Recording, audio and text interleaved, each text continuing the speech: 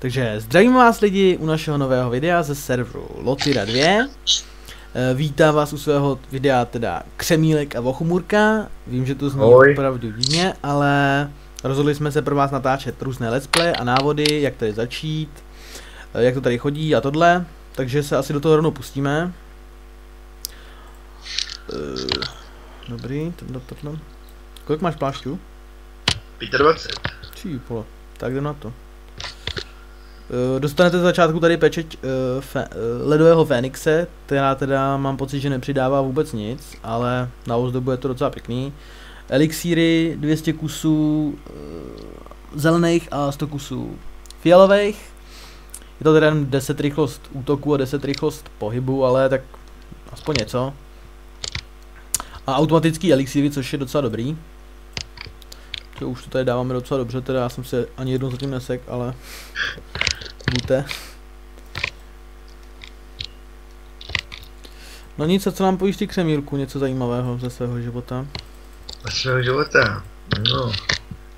No ze svého života snad nic. Já nevím, tady mám vlastně, budem od samého začátku až do samého konce, vám budem točit videa, budem vám radit. Kdybyste něco nevěděli, tak vlastně se nás můžete zeptat, my vám dáme video. Co se týče dropu, kurva. Co se týče dropu, to vám no. Co se týče dropu, to vám budem taky ukazovat, prostě všechno se tady dozvíte. No, to já. Takže já jsem taky zdechl. Takže to jsme docela vyfailili. To se hnedka s krajem omlouváme, ale... To máme ty, kdy se totiž, no, na slabší. Takže půjdeme trošku víc nahoru, protože to nemá, myslím, že smysl asi. Tady, tam je Tigris, takže to je takový poloboss. To asi nemá smysl. Křemílek už tady rasí pořádně. V příštích dílech vám ukážeme, jak se pomstíme. jo, asi tak nějak. Jinak jako Yangi, takhle to vypadá, že to nevydělává moc, ale potom vám vlastně ukážem. Jak si zarobit. Takový, no, vydělávání a vlastně zjistíte, že to je vlastně úplně lehký, jestli vyděláte hned. A to až ale to až v dalším videu, když tak. Ale jo, docela to jde. 120 nějakou. Super. Dal si rovnoměrné? Jo. Tak ne asi. Já už můžu do města vybrat si skilly. Neuděláme ještě víc jakoby? Aspoň tak 8, 9. A tak 10. OK. Tak potom tím vlastně ukážeš shopy, co se tam nejde. Jasně. Já mezi tím obstarám nějakou tu výbavu. OK. Jinak tady vlastně vidíte válečnické mini slunci. To už je dobrý sběr hned od začátku, protože tady jako to má docela malý drop. Má to jakoby docela, dá se to i dobře prodat. No. Větším levelům. Určitě se to dá dobře prodat, takže jako do začátku, pokud by někdo potřeboval, tak to sbírejte a zkuste to prodat větším levelům, protože ty větší levely o to mají opravdu zájem. A to je asi tak zhruba všechno, co se dá tady na tom malém levelu jakoby dobře prodat. Protože jako vesměs tady padají kraviny. No, taky tak říct. Ale jako XP to dobře. Pak vám teda ukážeme ve druhém díle. Ty jo, víš, jsem si neudělal čamona. Pak vám teda ukážeme, až budeme trošku vyšší level, tak v dalších let's play vám ukážeme ve druhém městě, jak se dá dobře zarobit. A kde se dá dobře dropovat. No, asi tak. Level 6, jo, jeden. What the fuck? No, to nepíše si mě celý na level up, machruje, no. Ne, asi. Ale tak to stejně natřem časem. Počkej Křemílku, letíš moc rychle. Ty víš, že jsem jako tornádo.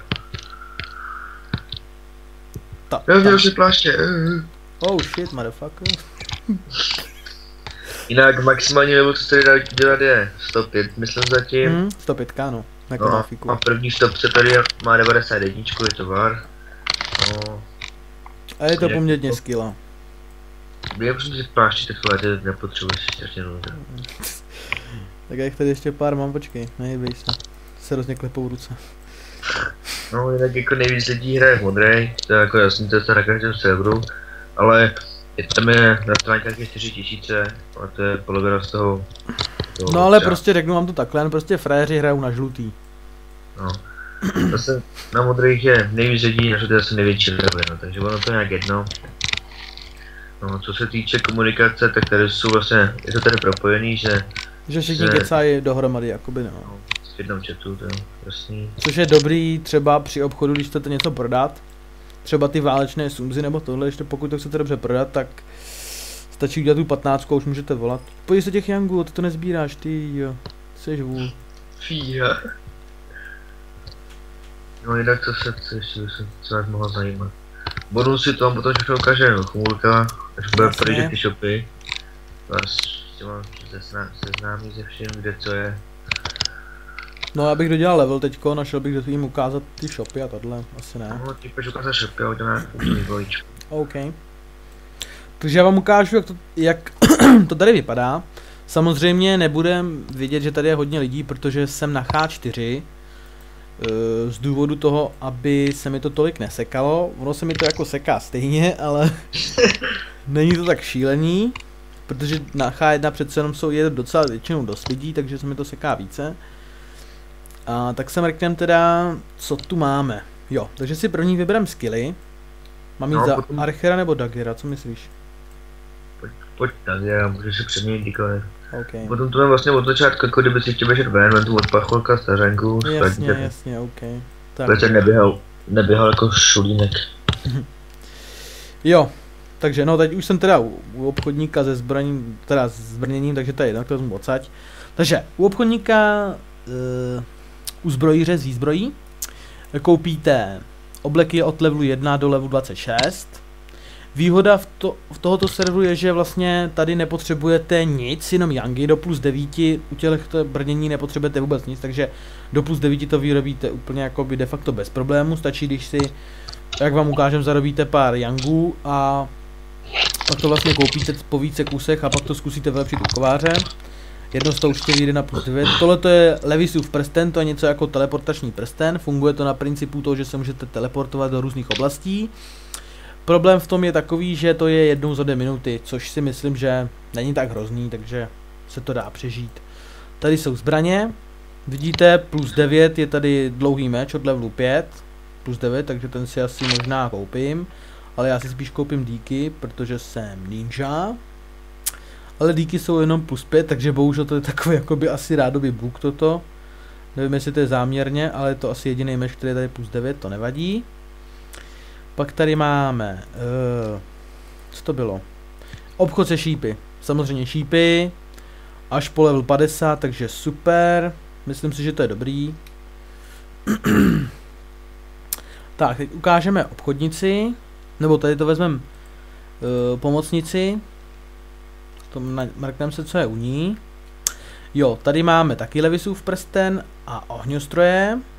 Tyto ohňostroje jsou sice drahý, ale třeba ten čínský ohňostroj a ten odstředivý ohňostroj je dobrý, když expíte třeba v SDčku, tak si to hodit, protože jakoby to dává větší šanci na bezvědomí. A tady u obchodnice máme pergament pro návratu na místo, požehnaný pergament, magický kámen, ten teda stojí 5 mega, takže to je docela drahý, ale nevadí. Pak elixíry samozřejmě, a klasika měšec a větrný boty. Tady máme Yumi, tam se prodávají kameny. Tady pergament proti kamenu ducha, to jsou na to oddělání, tady na oddělání od štěpku. A pak tady máme, to se dostaneme až potom, chci navštívit kamenolom, to je Metylen, tam se půjdeme podívat až třeba, nevím, ve 3. let's play, nebo uvidíme podle času, jak to stihneme. Tak, teď se podíváme ke skladníkovi. To je taky jeden obchod. Tam myslím, že jsou začarované předměty, mramory a takovýhle, ty základní věci, co potřebuje každý. Chcete využít sklad? Ano, samozřejmě, zaplatíte poplatek. Tak, tady dáme obchod. Jo, a vidíte. Super, je tady kniha náčelníka, takže super, na expení to si pak koupíme. Křemílku, slyšíš? Jo. To si pak koupíme. Pak tady máme začarovat předmět, zesílit předmět, tady soustředění čtení, pergameny exorcismu. Tady máme na resetování do toho jednoho bodu, cihličky, fazolový zeny, prostě super, dušáky, pláště, co víc si přát. Tak, teď se ještě mrknem teda k Pacholkovi, tam by taky mělo něco být, tady mám pocit, že tam něco bylo. Pečetě, jo, pečetě, to jim ukážu. Tak, tady máme chci koně, no samozřejmě to je jakoby, když dropujete koňský nebo tohle, tak můžete si pořídit koně, ale jak tady jsou pečetě, doporučuji pečetě lva, která stojí 250 000, tu si pak časem koupím. A tam myslím, že dodává hodnotu útoku a obranu, myslím, že? Ne, jenom 300 hodnotu útoku. Jo, 300 hodnotu útoku, ale i to je super, si myslím docela. Takže ne, já to všechno dám do pohyblivosti, abych měl dost na skilly. Vlastně pečet Tigra to vám dává 200 obrany, kanec myslím, že taky 200 obrany. No, já jsem to nekoukal vůbec, takže vůbec. A vlk ten nevím. Taky nevím vůbec, to si pak zjistíme, když tak, ale to myslím, že není tak podstatný zrovna jako ta obrana je důležitá, ale myslím, že to není tak podstatný. No, tak já bych to pro tentokrát ukončil, aby to bylo takový úvodní. My si zkusíme poza kamerou trošku zaexpit, zadropovat a až budeme kolem levelu, já nevím, 18, tak se zase ozvem. Uděláme s nám z toho snad takový dlouhý video, že tohle bude první část, pak druhá část a pak třeba třetí část. Takže teď bych se s váma rozloučil a uvidíme se v dalším dílu, takže se zatím mějte lidi a ahoj. Ahoj.